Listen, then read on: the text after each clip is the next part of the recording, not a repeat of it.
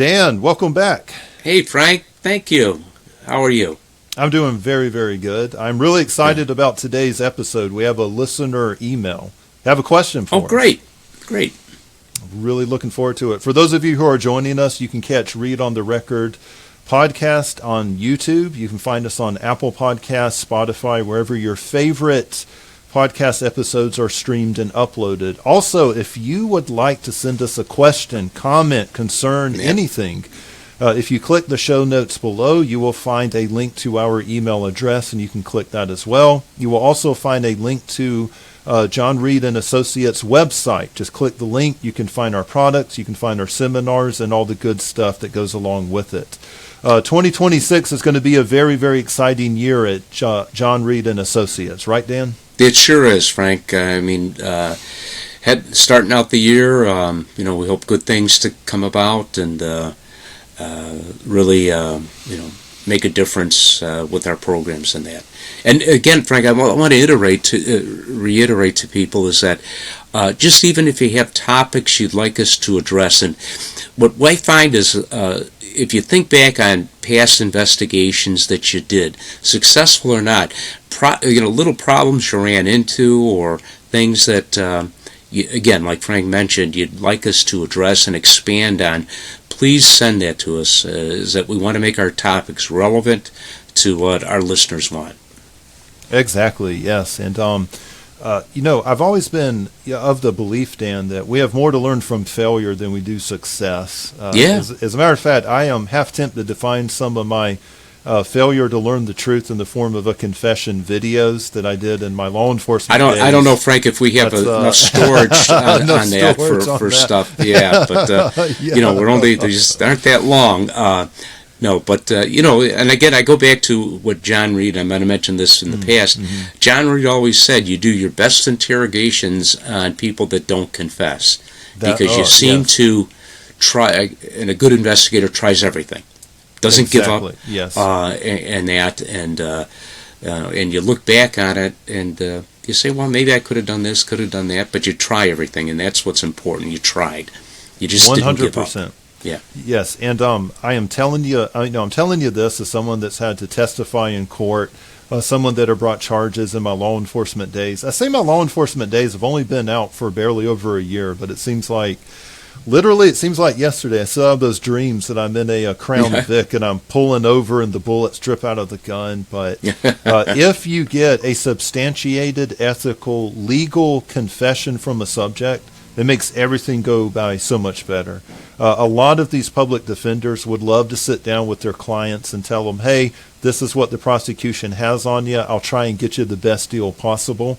And a lot of times, and this doesn't have to be the entire thrust of a prosecution, but it can save your victims from having to be re-victimized again on the stand under cross-examination by a defense attorney. And if you're a defense attorney listening to us, we like you too. If you'd like to send us any questions as well, there is a link in our show notes. We welcome anything out there. But absolutely. Yeah, whether you're law enforcement, prosecutor, defense attorney, private sector, whatever. Private sector, whatever it is, especially the private sector. There's some cutting edge, interviewing and interrogation techniques that are going on there. We would love to hear from you as well. And Dan, I believe someone would like to hear from both of us. We have a listener email question. Are you ready for it? I am. All right. Hey there, Boyd here. I attended the Bristol, Virginia class. I have a question about rapport building. Can you provide a definition and explain its importance in the interview and interrogation stages? Thank you. The class was amazing. All right, so Boyd. Good question, yeah. I guess a lot of people just take that kind of for granted, not really having to develop a rapport with people. But you're not in there to be their best friend, but you're trying to work with them to get to the truth. And it starts at the very beginning in doing an interview. I mean, there's nothing wrong with sitting down with someone at the very beginning when they're brought in or they come in voluntarily. And again, I stress starting with an interview rather than starting with an interrogation. Asking them questions that don't directly pertain to the issue at hand. Is their name, their address, obviously, a little bit of their background, if they're employed, where do you work at? Well, I work at this company. How long have you been there?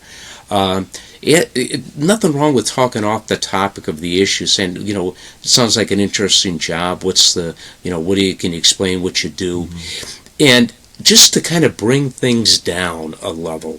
With people, and this is both truthful as well as deceptive people, because I don't care who you are, when you're coming in to speak to security, law enforcement, there is a heightened anxiety, and there's no getting around that. And especially with the truthful person, you want to calm them down as much as you can, but you don't need to get right into the issue at hand, and you're not trying to be so stern in there that you're there frightening the individual, and that's an important thing. So rapport is kind of on your part, just being low-key with people, and I think that's one of the things that we find with a lot of our instructors, is that one of the comments we get from people that we train is that you're not yelling in there, you're not screaming at people, you're not pushing them in that. You're asking questions. It's like two people trying to be friends, but not trying to be their best friend. And you want to hear their side of the story. You want to not challenge stuff. And sometimes starting out the interview with just explaining to them why they're there after you get this background information, family background, and that I think is very important. Oh, yes, and to kind of piggyback off of what you're saying, Dan, when I took this class back in 2014, my original instructor was Mark Reid, and previous to attending Mark's course, I had attended another course in Meridian, Mississippi, and if you know, if you're law enforcement, private investigators out there, what course this was, but the instructor spent an inordinate amount of time overly complicating what rapport building is. And he told us a story of, bringing in a hot cup of coffee, and it did this psychologically. And we spent probably a day and a half in just rapport building. And I walked out of that class. Rapport became something mysterious. It became intimidating. And what I noticed about a lot of people out there is that they can overemphasize rapport building. What Mark Reid taught me in 2014, when I raised my hand and I asked about it, is he said, well, first of all, he asked where I was from, all this stuff. He kind of put me on the spot a little bit. But then he told me, he said, well, Frank, he says, you don't have to think about this, because we have rapport building baked into the Reid technique itself. And he goes, when you go in there and you ask suitability for the interview questions, and he goes, I want you to turn to page so-and-so, attitude of the interviewer, your body language, your word choice. And he goes, we've built rapport building into our program so you don't have to think about it. And he said, very good point. And he said, I want your brain power to be on observing the person in front of you, thinking about the facts of your case, and eventually, if they're being deceptive, thinking about what a good theme development's going to be. And that's what I love about the Reid technique, Dan, is that we don't take rapport building and make it this overly complex thing where you have to spend all day being someone's best friend, like you said. No. It's baked into our process. Yeah, you're absolutely right. And one of the things that you mentioned is not just at the beginning of the interview that you're doing it, but it's throughout the whole interview process. Exactly, When people give you conflicting stories in their interview, many times investigators kind of jump on that. Well, wait a minute here, Frank. 5 minutes ago you said this, now you're saying this. What am I supposed to believe? Generally, when you hear those conflicts, I mean, it's something really essential to the investigation. You may want to inquire about it, but most of the time you kind of let it go. Don't put people on the spot too much. Don't challenge them about stuff. I remember one investigator, not with us, but the fella said that he's well off. It was a theft a robbery, a theft investigation there, and person said, "Well, I can make all this money. I could do this kind of work. I can, do anything I want and make tons of money doing it. So, I don't need money." And then the investigator says, "Well, wait a minute. From your background and from what I hear, and earlier you said is that, first of all, you had to move out of your apartment because you couldn't afford the rent. And also is that you had to sell a lot of items because you needed the money. So what am I supposed to believe?" And when you hear stuff like that, you kind of think, well, that's kind of just, again, putting the person on the spot more, I think making them more defensive. And I think it also, if they are deceptive, throwing out these objections why they don't need money, for example, in the example I gave you, they're looking at themselves thinking, okay, I got to be careful and more guarded in what I'm telling you. Because I don't want to be making these mistakes, these contradictions. And I think what you just did is make your interview a little bit harder for yourself because they are going to be more guarded. We like to just let them talk a little bit, you ask questions, but not challenging the person too much, Exactly. And even with our one question that we do ask in the interview, I'd say, Frank, you're here today regarding that break-in into that home on Maple Street 3 days ago. If you did do it, our investigation would indicate it. But most important, too, Frank, if you didn't do it, our investigation is going to show that as well. So, Frank, let me just ask you, did you break into that house? And I would ask it just in the tone of voice, the mannerisms that I'm using, just like that, not accusatory, and that. And I think that's very important, how you start out that interview. Exactly, yes. Besides getting the background. And even in assault investigations, Frank, if you did hit this individual, did strike that woman, our investigation would indicate. If you didn't, it'll show that as well. So, Frank, let me ask you, did you strike her? No. Well, Frank, why would she say that you did? Just the tone of my voice right now is telling you, I think, from the tone a little bit, that I'm skeptical of what you're saying versus what she's saying. Now, granted, you may be lying to me, but I don't want to come across right away with that kind of an attitude. Because, again, it's setting things in a bad way. Oh, yes. And, never making a comment about a subject's attitude in there.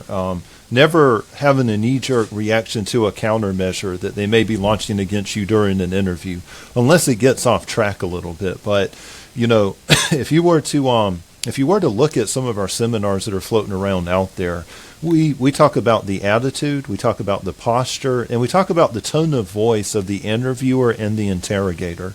And the reason why we spend a little bit of time in these areas is we're just baking rapport building into the material. We could spend all day talking about how you should bring someone, a hot cup of coffee or, a hot chocolate, and that builds rapport because it psychologically does this or that. But the way the Reid technique works is it's very checklist oriented, and this is why it's so friendly towards private investigators, law enforcement, anyone who's working a complex investigation. But you don't have to think about it. And if you were to look at our workbooks, we talk about characteristics of the investigator during the interview part of it, and we talk about where they should be. Their attitude being what? Non-judgmental, cordial, polite, even-tempered, and those things. Yes, absolutely. And, Frank, another thing, too, in that is that with the investigator positioning themselves more, if you can really do it, directly in front of the individual, not too close, at a distance. We recommend at a distance of about 5 or 6 feet. Now, I have seen, and I'm sure you have too, Frank, where investigators in an interview are almost knee to knee with people, and at the beginning it kind of make people feel uncomfortable. We're not trying to do that. We're not trying to make anybody uncomfortable in that interview. but 5 or 6 feet, and you're looking at the person as you ask these questions. I've seen investigators do it so many times where they start asking a question, and they're saying, "Now, Frank, where were you that night of February the 2nd at about 8 o'clock?" And they're reading this stuff. You should be prepared to go in there with your questions, and it's a that's what we say. It's a conversation. Exactly. You don't want to come across, and I think you mentioned, as it being rehearsed. Mm-hmm. The questions that we go through in our interview don't have to be phrased exactly like the way we have them in the book. You could rework that, but just as long as you get the essence of what that question is supposed to do. And I think it's critical that investigators just, again, maintain that kind of low-key approach in interviews. And I know some people may say, well, a lot of people don't respect that, and that you got to come across more forceful. I always say is that you always want to start out your investigations low-key. If you do have to become a little firmer with people, not in the sense of yelling, but more firmer, you can always kick it up a level or two. But if you start out strong and you realize, okay, that doesn't seem to be coming across too good, now I got to try to back it down. It doesn't work. Because first impressions are the most important. And that starts out right at the beginning of the interview. Oh, yeah. And to kind of go back to Boyd's question and just provide a little short definition of what rapport building is. Rapport building comes down to 3 words: trust, likability, and respect. Yes. And you bring up a damn good point, Dan. Dan. Dan. Yeah. But I've seen some officers. I've been in an interview room with officers, and they'll go in there and they have an idea of, okay, this is a real street person. They need to respect me. If they don't respect me, and then, but what I've learned after a number of years of doing interviews and interrogations is that if you play a criminal's game, you're going to lose because they're always changing the rules of the game. And a lot of times their attitude, it's not about respecting you. It's about stopping you from asking questions or stopping the interrogation so they can leave. It's a countermeasure that is designed to throw you off of your game. And what rapport building is, trust, respect, and likability, is if they go in there and they're playing these little mind games with you, or if they drop an insult out there, if you handle it professionally and you don't act like a thug, you don't act like a drug dealer, you don't act like you don't respond to them in a way that puts you in a power struggle, then guess what part of the equation of rapport building you're going to be improving? It's going to be respect. Because that criminal's going to be looking at you and thinking, oh boy, you know what? This is something different. This is somebody that's a little bit smarter than your average cat out there. You know what? I better be very careful. You know what? I respect this person at the end of the day. The best way to right. You don't want them to fear you. Just respect you. Yeah. And respect comes from the attitudes of the investigator, the tone of voice, your body posture, your attitude in there. Now, you can make a comment if you have to. Hey, look, sir or ma'am, if you want to show up today and act like a clown, you can act like a clown. But look, I have a job to do. I have these questions that I need to get through. I would really appreciate it if we could just focus for now so we can both be finished today. And get you out of here. Right. Yeah. Boom. Perfect. And then you just go on with it. And what I've learned about these criminals, Dan, is that they would love for you to shout at them. They would love for you to get into a power struggle, because then it gives them moral justification to say he or she was mean to me, so I was able to get up and walk out. And once that's what they're looking for. Yeah. And once they see you losing your temper, they feel they've won. Yeah. And, and they have. Yeah. And it's manipulative just like I behavior. can antagonize you, in that. I remember, too, Frank, is that sometimes even the words that the investigator uses is important. I remember this individual was from a really a powerful gang, Chicago, and really a bad individual, and under federal investigations and that. And now, in the beginning, it was said, now you remember this gang. And I'll never forget the person saying is that, leaning forward with a smile, it's not a gang, it's a social organization. That's funny. It's And you realize right there, okay, you won that one, but and it just, I've had investigators too. You're a member of this group, maybe instead of gang group, and that if it's no secret, they're not denying being a member of that. Tell me a little bit about how'd you get involved in this, and talking a little bit about the gang that they're in, showing some interest that way, and you're not challenging, you're not degrading them for being part of that.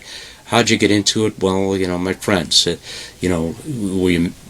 talked me into this and getting involved in this, and just showing a little interest in it instead of looking down on them for being a member of that gang can be important.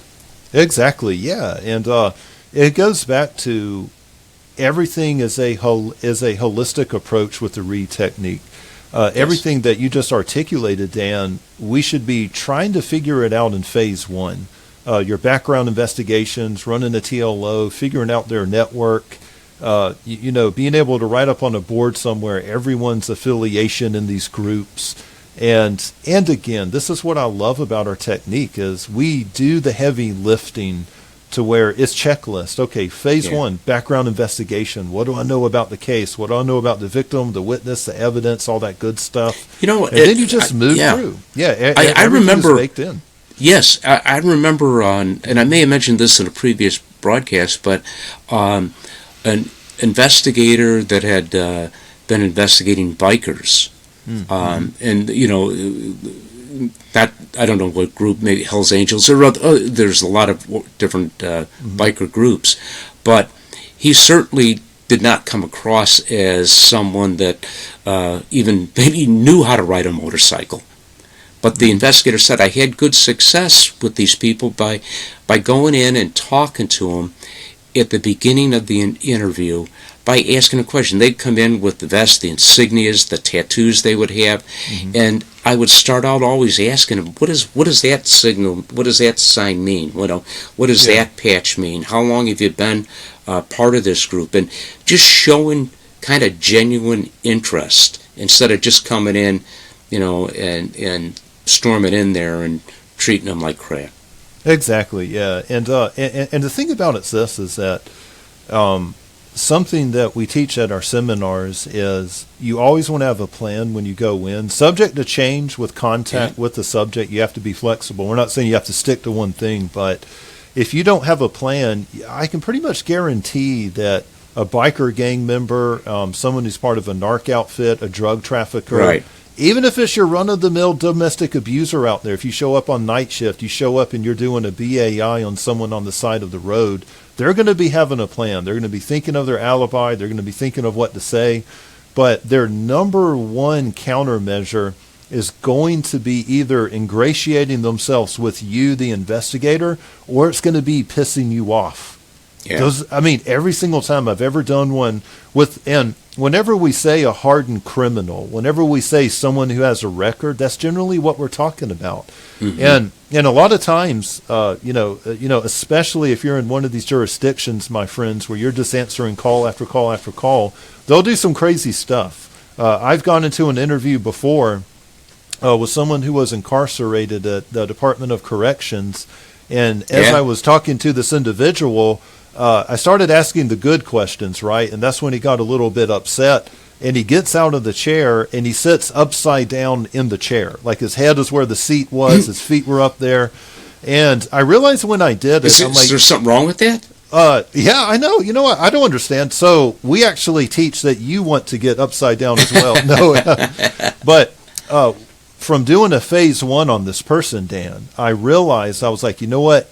He'll do these histrionics whenever he gets backed into a corner, or if he wants something to end, right? He'll kind of start with this, just acting like a toddler, basically. So I just sat there in my chair and I just talked to him like nothing happened. And after Yeah, 2 that minutes, is excellent. yeah, then he just got upright and he kind of laughed. I just completely ignored it and I carried on. Because, But- Frank, probably in situations like that, you're not the first person Exactly. for that Yeah, individual yeah. have done that to. And in the past, when they've done things as bizarre as that, it's worked for them. It's gotten them off the hook. Exactly. They'll quit the interview. That's right. They quit the interview. They can, kind of And, move on past that. Yeah. One of the things that you just said is that don't react to stuff. Unless, obviously for safety, but you don't react, you don't Exactly, do anything. yeah. You can even laugh at something. Most investigators would never laugh at that Yeah. or ignore it. They'd say, what the hell you doing? Sit in the chair. They get angry. And by ignoring it, it's almost like the parent and the child throwing a tantrum, and you yell more the child, and it keeps getting worse and worse and worse. But sometimes by not reacting at all, it calms it down. Exactly, yeah. And one thing that I got from that was rapport. I mean, Yeah. because if you come across this professional like that, they trust you, they respect you, then they will begin to listen to you whenever you develop your theme development. And There's nothing wrong for an yeah. investigator to laugh. It's in an okay to interview. laugh at it. Yeah. It's okay and to laugh. But I've said this before on other broadcasts. A good interrogator, a good investigator is someone that has a good sense of humor. do you know what? Because you can make the person feel comfortable. Oh, yeah. You can make light of anything. When you get investigators in there that are so serious, they're sticking to a script, so to speak. I mean, it'll work, but Yeah. I don't think it's going to work as good as it will with someone that can really kind of roll with it. In any realm of life, whether it's sports, it's policing, private investigation, loss prevention, legal, whatever it is, I have found, excuse me, the two markers of people who are truly proficient at their craft is, number one, they enjoy it. Forget about being passionate, forget about loving it. They generally enjoy doing it. I love and enjoy interviews and interrogations. I mean, that's why I pursue this course, Yeah. But not only do they enjoy it, Dan, but they're playful with it. Not, flippant, but they kind of have like, hey, I'm here to have fun. Let's see what happens. I'm here to be challenged. And they live in the moment, that playfulness in the moment kind of attitude. And it can be very disarming. That can help you more than trying to out-tough a criminal who's sitting across from you. Because I believe one thing that makes someone a criminal is their background. It's their upbringing. It's a traumatic event. And, only by the grace of God have I ended up where I've ended up, And so some of them might actually be tougher than you. You never know. I mean, well, I could actually do it. From my perspective, most people are tougher than me, in that. But, I'm not trying to come across as I'm better than you, I'm tougher than you, and that is that I just want to get it resolved, and I want to get the truth.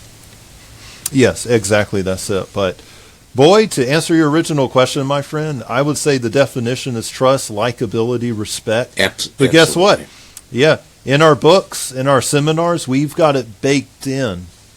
And what I love about these podcast episodes, Dan, is that we can't talk about rapport building without talking about phase one, without talking about the differences between an interview and an interrogation. Exactly. And this is one thing that intellectually for me, being new here at the company over a year now, that's been so engaging is that everything is interconnected. Everything is. Everything is organic, holistic, baked into the material. So it's designed to function as an ecosystem. That's why a lot of our critics are so off the mark. They'll take one little thing out of what we do out of context, yeah, without talking about the donut that's around it, So, so. Right. Well, Dan, I really appreciate it today. It's been great. Well, good, Frank. I hope our listeners will come across with some good information for them. And again, I stress, please, if you have questions or want us to address certain topics, we want to hear from you. We would love to be stumped. Try and stump us. If you can generally stump us with the question, now we're going to come up with the answer, but we will let you know up front. Or we'll make it up an answer. So that's right. We'll make up an answer and let you figure out what's true. Yeah. All right. And cool. There's nothing Frank, there's nothing wrong with saying, I don't know. Yeah, exactly. That's it. Yeah. I think, too, a good investigator is someone that doesn't come across with a lot of BS. Exactly. Within people, yes. Because some of these more sophisticated individuals, they can read you. They're reading you right from the very beginning, and they know most of your what kind of person you are. Most of your criminals out there, and if you've ever attended a bunch of plea bargaining hearings, you'll notice this. But they have really atrocious childhoods. Now, I'm not justifying anything. I'm not like a hug-a-thug or nothing, but they have really atrocious childhoods to where they have to develop a degree of being able to read a room and read the people around them for potential violence. So don't think that, I can show up somewhere and I can talk their lingo. Now, if I'm from the same area, same culture, but they can see through bullshit so quickly, quickly they can see right through it. That is so. We say don't try to imitate your suspect. Yes. If they're using a lot of slang, if they're swearing a lot in there, don't try to imitate them if that's not you, because a lot of times it just comes across as being phony. Be yourself. You don't have to come across like you're what was the one from Austin Powers? I'm hip with Dr. Yeah, I'm hip. I understand. You don't have to do that. You just be yourself. Not only that, but a student brought up a really good point in one of the seminars. She said, and she goes, going in there and try and talk their lingo would be like if you show up to your doctor waiting to get a diagnosis and they're trying to talk street to you. You're going to look at your doctor like, I better get another doctor. Uh-oh. Exactly. Exactly. Like that, and that's, and I think that's what investigators kind of, again, look at kind of rapport building as. I got to put myself on their level. You don't. Exactly. You just got to be respectful that's it. And non-challenging. All right. Well, Dan, until next time, sir, stay safe out there. You too, Frank. Thank you. All right.